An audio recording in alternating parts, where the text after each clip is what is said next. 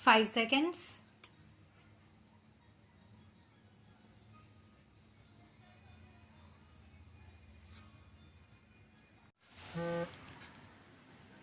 I am truly delighted to be here in your midst to celebrate the 40th anniversary of the Institute of Defense Studies and Analysis. I am particularly happy that you have chosen on this auspicious occasion to honor your former director for helping to lay a strong foundation for this institution in its formative years. His incisive writings continue to stimulate and contribute to the thinking of strategic analysts and policy makers in this vital area of national concern. We look forward to many more years of active contribution from this doyen of the strategic community in India to the vital policy debates of our times.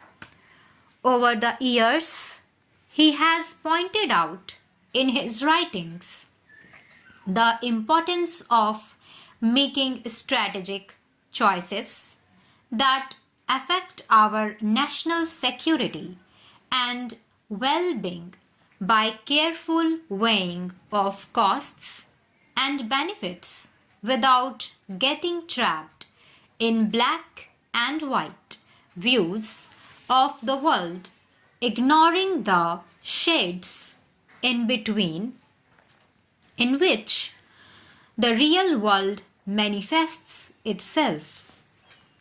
He has been an ardent advocate of a holistic vision of national security, tempered with a sense of realism and pragmatism.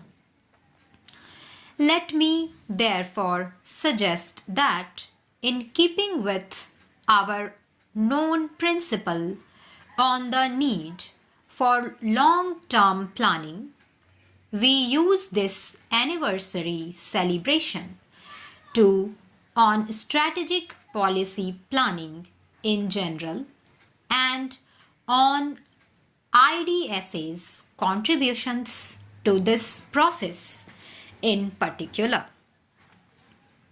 On balance, I think it is fair to say that over the past 4 decades, IDSA has largely fulfilled its mission. While the existence of IDSA as one of our few strategic think tanks suggests a deeper need to create an adequately vibrant strategic community. This is perhaps a subject for study in its own right. Suffice here to say that I believe your institute has rendered great service, often in difficult circumstances, to promote strategic thinking, inform policy makers and the public at large, and to develop a community of strategic thinkers. I congratulate all those associated with this institute for contributing to strategic studies and institution building in a vital area of national concern. However, an anniversary is also an occasion to objectively consider the lessons of the past and to strategize to meet the challenges of our future. I would like to briefly outline the challenges that confront us today. It is a truism that despite the progress humankind has recorded, war, disease, and ignorance, we can therefore draw no comfort from the trends that determine our future. Optimists suggest that the present security challenges will at worst persist, but pessimists forecast total devastation. Pragmatists suggest that security problems will worsen over time, but probably incrementally. Personally, despite my own training in the dismal science of economics, I am inclined to be more optimistic than the optimists. Perhaps Bonar Law was right when he said that there is no such thing as an inevitable war. If war comes, it will be from the failure of human wisdom. I believe that peace in our troubled and violent age requires eternal vigil, patience, and wisdom. We must all work together to analyze potential sources of conflict to find solutions without recourse to arms. It is this that is the challenge before governments and humankind as a whole.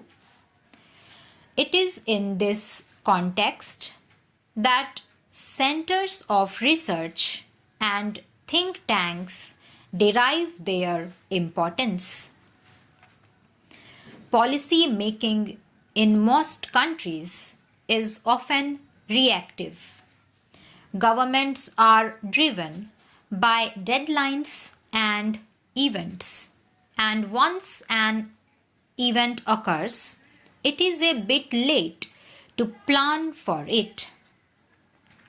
This is one reason why so many problems are difficult to resolve. Proactive planning is the goal of strategic thinkers worldwide, and this is where your community must step up efforts to identify problems, highlight trends, develop scenarios, and suggest policy options before crises overtake us. I have often said and felt that there is a dearth of long-term planning. Of course, there is a saying of a very famous Cambridge economist, Lord Keynes, who said in the long term, we are all dead, but I do believe that there is a need for long-term planning. On the one hand, policy papers can sometimes become impractical, and on the other, policy options are sometimes short of long-term vision. Our academia loses its sense of independence, and government begins to devalue inputs from outside its system. There is therefore an obvious interest in strengthening mutual interaction to focus on long-term planning. In the language of economics, the cost of investing in long-term policy making in time, money and energy are quantifiable and immediate. Unfortunately, however, the benefits are reaped only in future, and all too frequently by successors.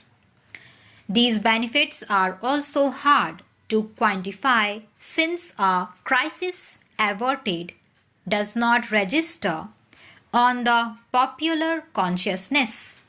Naturally, the incentive for in depth analysis and long term policy planning has always been weak, despite the obviously disastrous consequences of ignoring such efforts. Having said that, let me elaborate my perspective of our security environment. There are those who define security solely in the narrow of violent conflict as only. Stop.